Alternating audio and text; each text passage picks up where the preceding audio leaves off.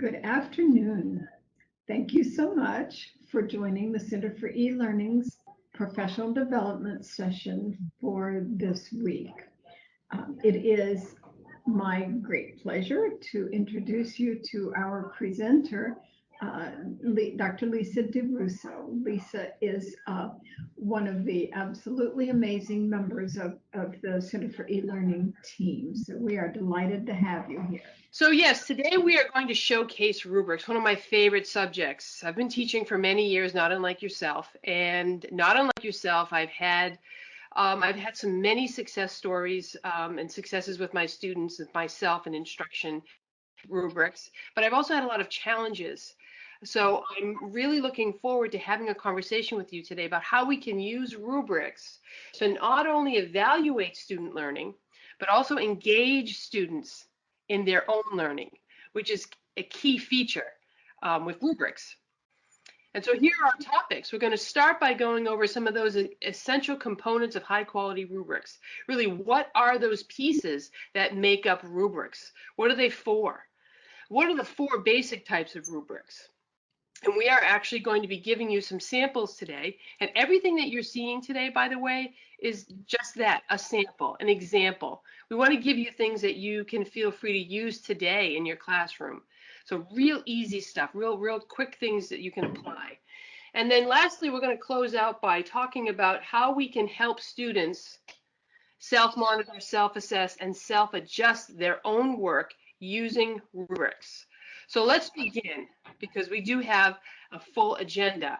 We're going to start by taking the Great American Chocolate Chip Cookie Test. I've used this test with my students in K-12, because that's really where my roots are, but also I teach in higher ed. So I've used this Great American Cookie Test with my higher ed students as well, and when I've worked with faculty, because I'm a former principal, elementary school principal. So we're going to begin. The Great American Chocolate Chip Cookie Test. I'd like you to take a moment. We're all going to engage in a little think, pair, share. I want you to think a little bit about what you consider to be the qualities of a well-baked chocolate chip cookie. And think in small groups, share. Please use that chat feature and just list them. And we're going to come back in about 30 seconds to share as a whole group what we believe to be the qualities of a well-baked chocolate chip cookie are. Go ahead, take about 30 seconds. Okay, so I see crunchy. Spend about 30 seconds. Not too sweet. Thank you, Jimena. So let's regroup now as a whole group. And for those of you who use the chat feature, I want to thank you for doing that. But Stephanie's going to help us out now. I'd like you to raise your hands using that feature and share just a few qualities you believe represent a well-baked chocolate chip cookie. So far we have not too sweet, crunchy. What else? Sugary. Thank you, Nicole. I'm going to hold on for two more. Julie, George, Michael, anyone else? Crunchy, sugary, not too sweet, maybe chewy on the inside, crunchy on the outside. If it were my daughter, she'd say no chocolate chips. Doesn't like chocolate. Okay. So now let's take it to the next level. Let's say we asked each of you individually to bake 1 dozen chocolate chip cookies, bring them on over to the Center for E-Learning, and we're going to evaluate your ability to bake 1 dozen chocolate chip cookies of quality. And that's all we tell you. And so you go home, you bake your cookies, and you bring them back to us. And we evaluate you, but you really don't know what you're being evaluated on other than your ability to bake a chocolate chip cookie. And I would imagine that, I'm going to move my slide here. I would imagine that we could actually see several variations of chocolate chip cookies. And you see on the screen, we have some with dark chocolate, white chocolate. There's an Oreo inside one. And all of those are examples of chocolate chip cookies. And so we may receive all of those at the Center for E-Learning. So now let's imagine a different scenario where we ask you to bake 1 dozen chocolate chip cookies and we give you a rubric. And you can see here that our rubric on the left-hand side gives you those critical elements that we are literally going to be evaluating your ability towards. Your ability towards using chocolate chips, the shape and size of your cookies, the texture of your cookies. And you can see across the top row, we have proficiency levels for you. We have the word proficient. That's our target, right? And then we have exemplary. That's exceeding the target. And then we have needs improvement and just not evident. And you can see that each of those boxes has its own individual description of that critical element and the proficiency level. Now, if we gave you this rubric and asked you to bake 12 dozen chocolate chip cookies, you would have something to go on. This would be your guide. That's the power behind rubrics. So now let's take a moment and make some connections and consider the experiences you've already had with rubrics in your classrooms. I'd like you to think a little about those. Share with some colleagues. Please use the chat feature. And if you're over in the Davie or the Boca or the Jupiter campus, share as a small group there. Talk about your experiences with rubrics in your classroom. And if you haven't used rubrics yet, is there something that raises concern? Talk about that as well. We'll take another 30 seconds and then we'll regroup as a whole group.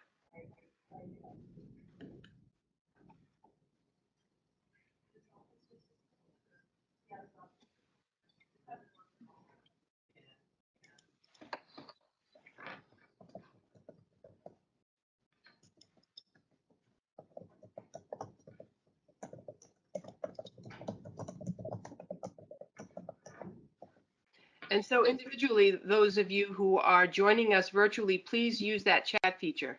What experiences do you have using rubrics in your classroom? Students who don't know it. Excellent. And that's 30 seconds. Thank you, Jimena. Students who don't read the rubric. You put time into creating it, you give it to the students, and they don't use it. What other experiences have we had using rubrics? So Julie writes, as a student, I have had confusing rubrics that weren't well written. And we also have a message from Dr. Grunfeld. All assignments use rubrics, and the rubrics are used for student responses to various topics. Excellent. Thank you for sharing. And Jimena is letting us know that the rubric may change over the course of the class, but there's no time to update it. So these are all very important things to share, because when we recognize the challenges that we face when we're using rubrics, we can do something about it. And a lot of times when we are confronted with a part of a rubric that we don't quite understand, or when we have a rubric, let's say in Jimena's case, that we don't have time to update, it really adds a lot of extra work. And at that point, it's just much better to just put the rubric aside. I've done that many times. So let's take a look now. Let's make these connections stick with us and continue on to the key features in rubrics, because we're going to find that once we start understanding those key features, it'll be a lot easier for us to quickly create a rubric for student use that they will find helpful. So there are two basic rubric features that we need to be aware of. One of them really serves as that guide, not unlike backwards design, not unlike our curriculum, not unlike our lesson planning, where we're guiding the student through various stages of learning. The rubric does that.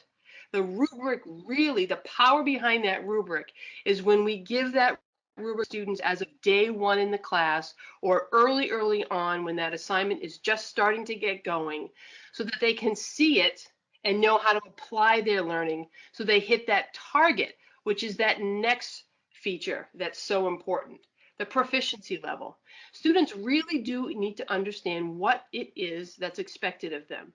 And we all want the students to hit the target. And so the proficiency levels that we describe for our students, that level in performance, that helps them to understand. And there is a lot of debate over how we should be writing the proficiency levels and how many proficiency levels we really should have. That's set for another session. But for right now, these are the two key features that we can begin to unwrap and understand a little bit better when we're working with rubrics. And so let's do that. Let's take a deeper look at those critical elements, which we typically find in an analytical rubric or a holistic rubric on the left-hand side. And you see here our chocolate chip cookie example. Those critical elements are the key pieces of whatever task, whatever assessment we're asking our students to engage in. And we're pulling out those key pieces because we know those are the things that the students need to focus on. There are other things that are important too, but they somehow all tie in to those critical elements. And then the proficiency levels at the top. Well, that's the level of quality that we want our students to attend to. Now, for these examples here, I've just put in sampling of proficiency levels that you can use. Exemplary, exceeding the target. Proficiency is that target. Needs improvement is just not quite there. And then not evident means that there was really no evidence of that individual critical element in the student piece. And you can see on the screen that when we take that proficiency level and we cross it down with that critical element, it gives us that performance descriptor. And that's really what the students need to be looking at as they are going through their preparation for the assessment. So let's take a deeper look at the critical elements and the proficiency levels. And again, you notice that those critical elements are written in rows right across. That means that it's the same critical element all the way through on all of those proficiency levels. What's different is the level of quality in the performance. So the example that we have on the screen now is one that I wrote a while ago, identifying the critical element in an introductory paragraph that focuses on arguments or the main idea. And you can take a look at those different descriptors under each of those proficiency levels. And you can see that there are pieces of each description that are the same. The verb use is the same. We have the content is the same. It's bolded out. We have some words that are in italics. Those seem to be all the same. And they need to be all the same because they represent one critical element, but they represent it on a scale of quality. So And here's that. Oh, yes. I'm sorry to interrupt you, but I do have a question from Dr. Gaylor. Oh, excellent. She says, would the proficient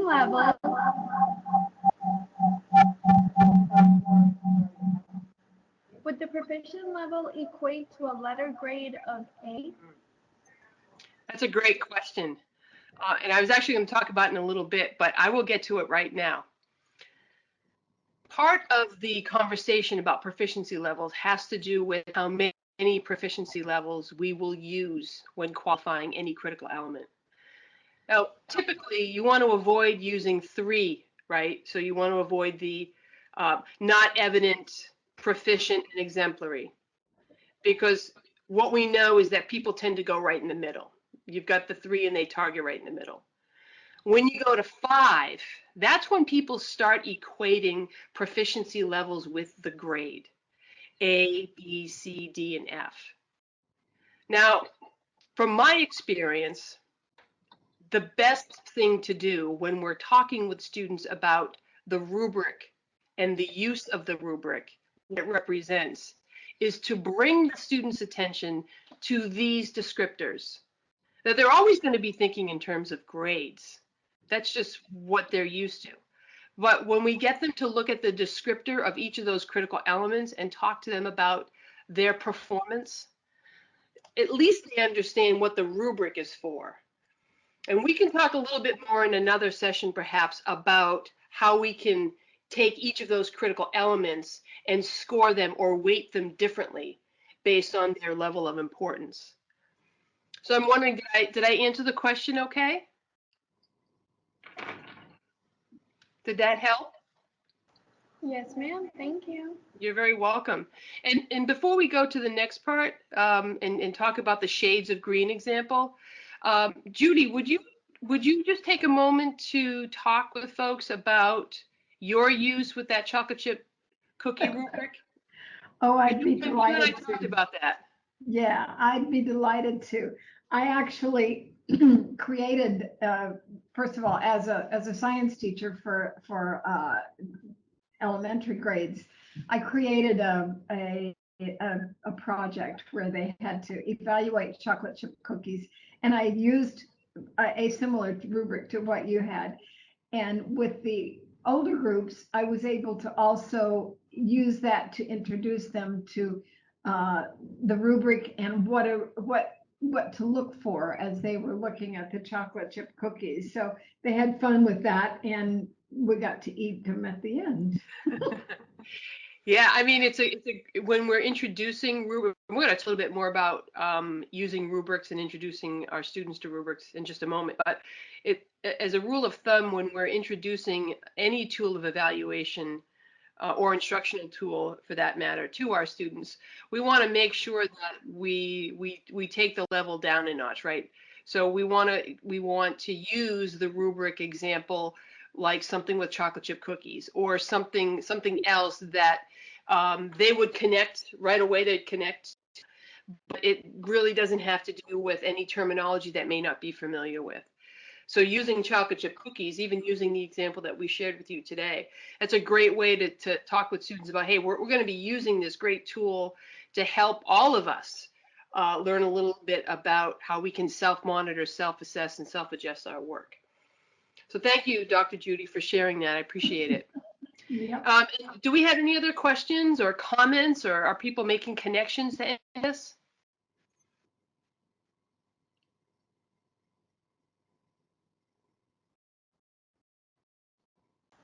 I think we're okay to proceed. Okay. Well, feel free, folks, again, to use the chat feature, and Stephanie is right there waiting to help us out if you'd like to share. So let's take a look at the shade of green example before we go on to some ways we can use rubrics with our students. So as I said earlier, each critical element is its own little discrete element of one larger piece, right? And so when we're evaluating each of those critical elements, it's important to recognize that the level of quality remains the same throughout, consistent. It's just on a slide. And so the shade of green example helps us to remember that. We notice that the shade of green right above proficient is a bright green, and the range of the color is relatively short in comparison to, let's say, exemplary or needs improvement. That's because proficient represents the target. That's the level, that's the spot that we want all of our students to hit. Exemplary, on the other hand, over to the left, is a brighter shade of green. And you notice that the range is a bit longer. That's because once the student goes above and beyond and meets proficient, they're now showing us an exceeding, right? They're exceeding the expectation of proficient. And there are many ways that a student can exceed proficient, which is why you see that range of examples a little longer. The same goes with needs improvement as well. Now, it's not as bright a shade of green, but there's still green in there. And we see that the range is still somewhat long because the student didn't quite hit the target. They did hit some pieces, but there were gaps, there were inconsistencies, there were inaccuracies. And there are multiple ways that a student can unfortunately hit those. And then, of course, there's not evident. Not evident means there was no evidence of the student meeting the essence of that critical element at all in the student piece. Now, I won't go into the wording of the descriptors because, again, that's really another session, but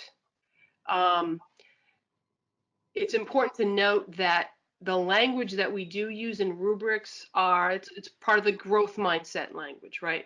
So we want students to know that even though at this point in time the rubric says that its needs improvement are not evident, the language is still communicating or illustrating to the student that there is room for improvement and that they can improve, their quality can increase. And Stephanie, did we have some comments? We did have a comment from Dr. Schwartz. He said, students do not pay sufficient attention to the rubrics in completing assignments.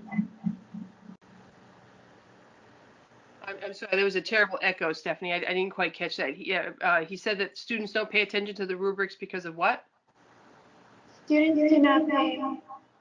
Is it on? Oh.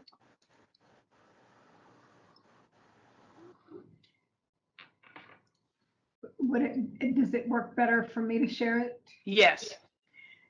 His comment said that students do not pay sufficient attention to the rubrics in completing assignments. So it sounds like we need to have a conversation about how to really focus them on that.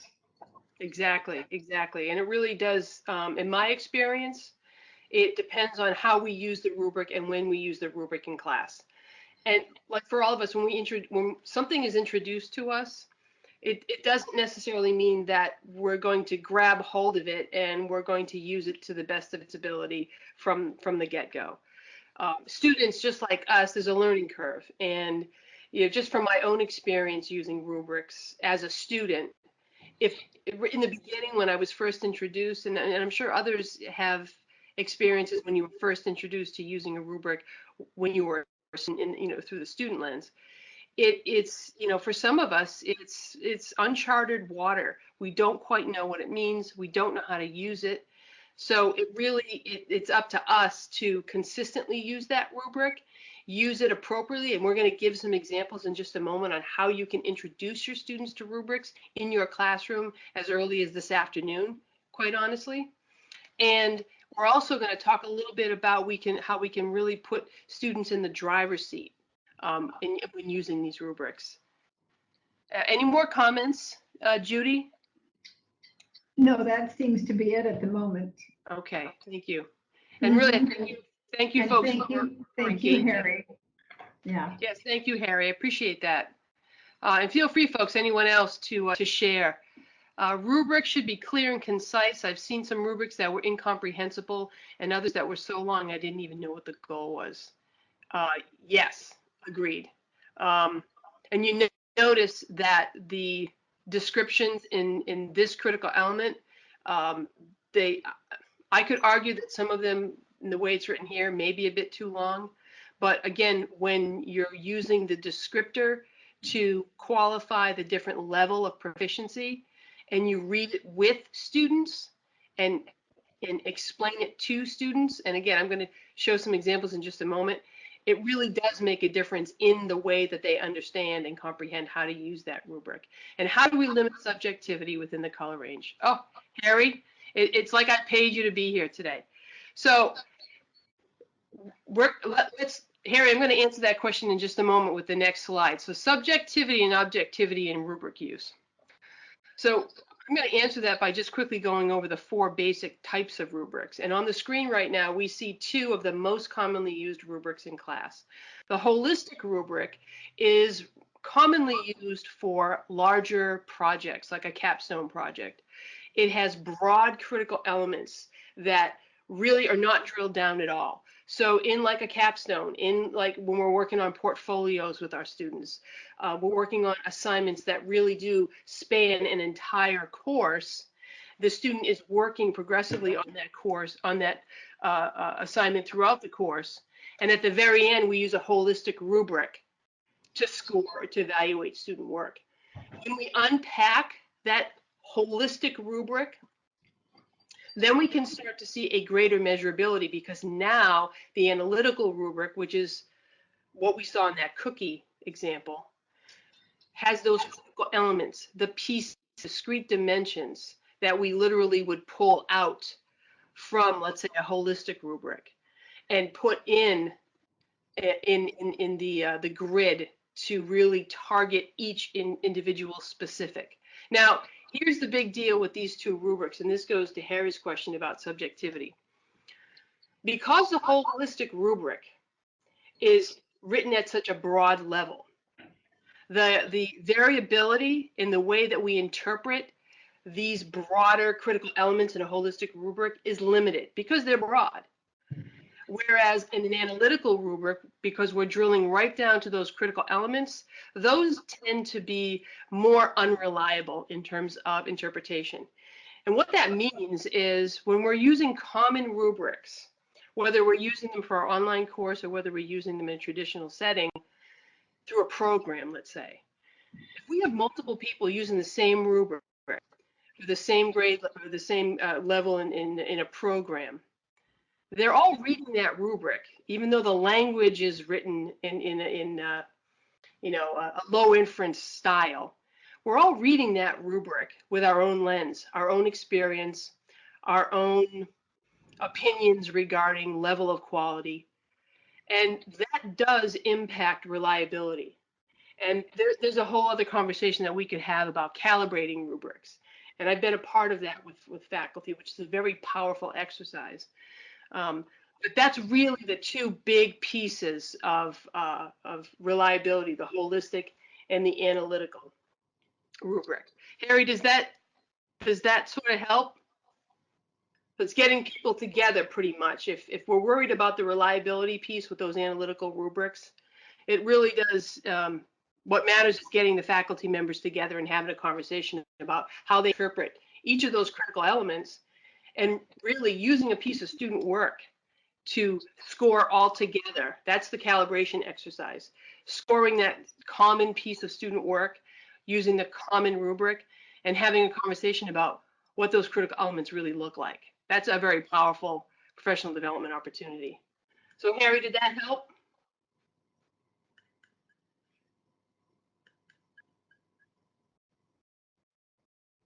Or do we have other questions or comments? Some connections that someone would like to share?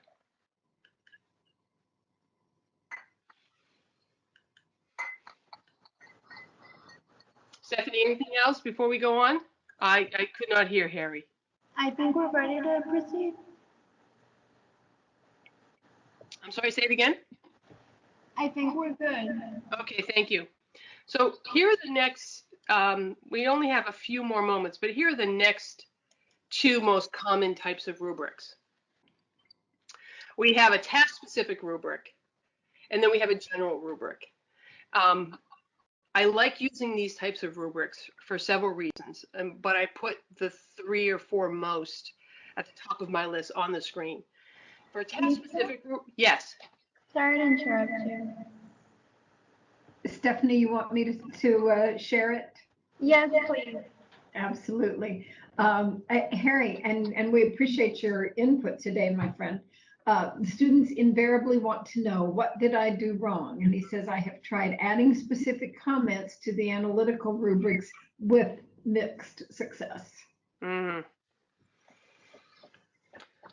So I'm actually going to address that in just a moment, Harry, because I have an example of a rubric that you may find useful to help with that. But yes, students will become overly concerned if they don't understand how they can use that rubric to adjust their progress. That's the big deal behind rubrics, as that guide, as I said early on. Now, with task-specific rubrics, they're easy to write. They're on one specific task, like an open response question, or maybe one mathematical operation that students are working on perfecting. It's about one task. And the students, and I'll show you an example in just a moment. The students simply write in the answer based on that critical element. They give some feedback. The faculty member, the teacher, can then give specific targeted feedback concerning that one task, that one critical element. It's very powerful, and it's quick and easy to use. The other one, that general rubric, and Jimena actually brought this up early on, general rubric used for a long term, and they're used for multiple purposes. So for example, if you have writing assignments that you want your students to engage in throughout the year, you could create one basic writing rubric that covers those mechanics of the writing process that you want your students to focus on. Or if it's business and you want students to make sure they're always targeting certain elements of the business course, you could create rubrics that they use over and over and over again.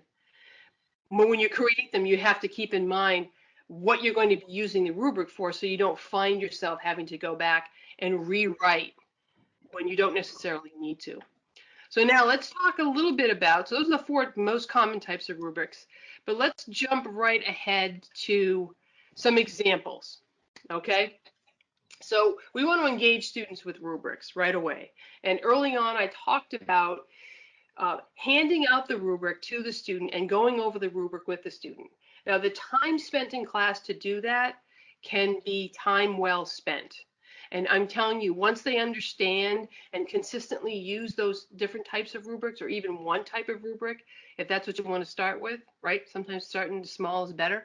Then they will catch on, they will get it. So here we have a basic 3-column rubric, and you can adjust these in any way, really. You can see it's a very simple grid. On the left-hand side, once again, we have those critical elements. And this is from a rubric that I wrote for I think it was a business class, no, international law class several years ago. That's right. And the students were asked, obviously, to do a little bit of research, as you can see by one of the self-assessment pieces. And they were asked to focus on the political, legal environment and the socio-cultural environment. So those were the 2 critical elements that the students were focusing on. They worked on the piece. Then they self-assess themselves. The student self-assessment goes in the middle. The faculty feedback goes on the right-hand side. You notice that that first critical element, faculty did not put any feedback. That's because the faculty agrees with the student. The faculty is focusing on the gap, perhaps, that the student is showing in their assessment for socio-cultural environment. So ask yourself and think about how many times when you're correcting, you're repeating yourself over and over and over and over, right? With using like a 3-column rubric, when we narrow down certain tasks that students are focusing on, getting them to self-assess, you taking a look at it, not only are you getting a glimpse into their thinking, but you're also able to just target your feedback, right? Getting them to just look at a little bit of what you're asking them to do so that they can turn around and apply it right away. Lisa, you can use this in any way, shape, or form. Yes. I was just going to say, I was just getting ready to say the same thing. And Harry also, I'm agreeing with you, Harry, that this definitely helps, because that's a metacognitive skill that we need to develop in our students. And that's a really good place for you to get your feedback directly back to them. I really like the way that one works out. I have not used one of those before. Yeah. And I think, you know, this is a very common rubric type to use. It doesn't deal with proficiency levels. It's a target, it's a target, it's a target. And it's quick, and the students like it, and it's fast. It's relevant feedback, timely, right? Excellent. So here's another one. So this is the self-monitoring rubric, right? So this type of rubric sort of puts the student at any given time in the moment on where they're at any given time within the course. So we see here on the left-hand side, we have room for the critical elements or even objectives. So imagine your course objectives written on the left-hand side. In the middle column, we're listing all of the student assignments that align to each individual course objective. So imagine 2, maybe 3 samples of student work just written in there. Now the student has this. The student can be filling this out. So the student sees, I did assignment A, assessment A, assignment B, and those 3 go to objective 1. Now the student is reflecting. Based on their work on those assignments, how are they doing in their goal to meet the spirit of those objectives by the end of the course? Again, these are easy. You're putting it in the hands of the students. They're able to take some time, monitor how they're doing. And again, you can adjust these in any way, shape, or form to fit the way you work with your students in your curriculum and in your students, right? Who your students are, you know them well. And so you're seeing that reflection. You could even create another column for feedback if you wanted. You could put the feedback column, you can make it a row at the bottom and make it more of a holistic comment for all of the objectives. But that type of rubric I've used a lot. And a lot of my former coworkers have had a lot of success with this one as well. And finally, This is probably one of my favorite rubrics. This is an anticipation guide. A lot of people don't realize that anticipation guides are actually rubrics. So the idea behind this type of rubric is, you see you have the agree column, the disagree column, the statement, and then the after. Well, imagine that you have the students, they're getting ready for whatever activity, even if it's, you have to lecture, right? You've got, you have to talk to them about certain key pieces for today's course, right? So instead of just you delivering that message, hoping that they're actually understanding and listening, you give them an anticipation guide.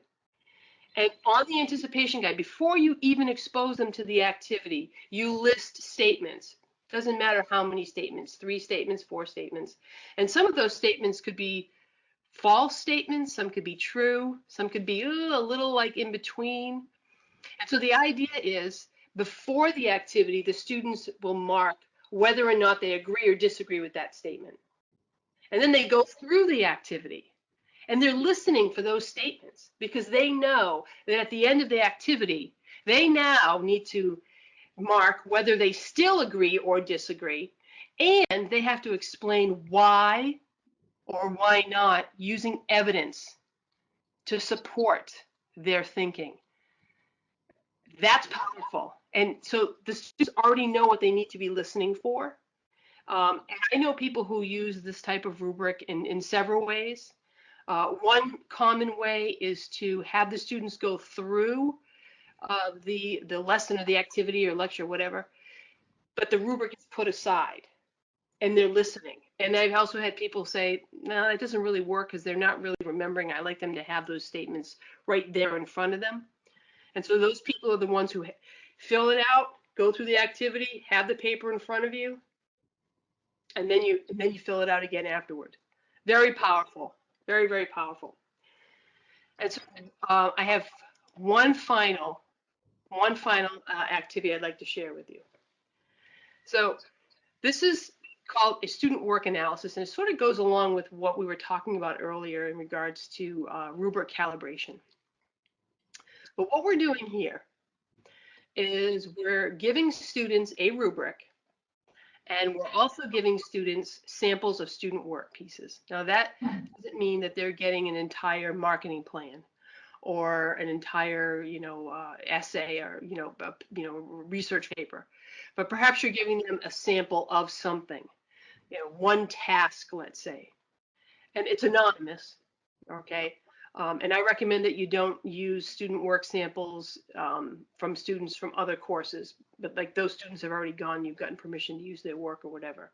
Or you could even create some samples on your own. But the idea is that the students have the samples in front of them. They're working in pairs or small groups or individuals, but the conversation is really important here. And they have the rubric right there next to them. And they're using the rubric and the sample. And they're literally scoring the sample using that rubric. And they're justifying. And they're pulling out, let's say, based on the rubric, what the student in that sample knows or is struggling with. Or maybe they're giving suggestions for how the student could improve the piece, all using that rubric.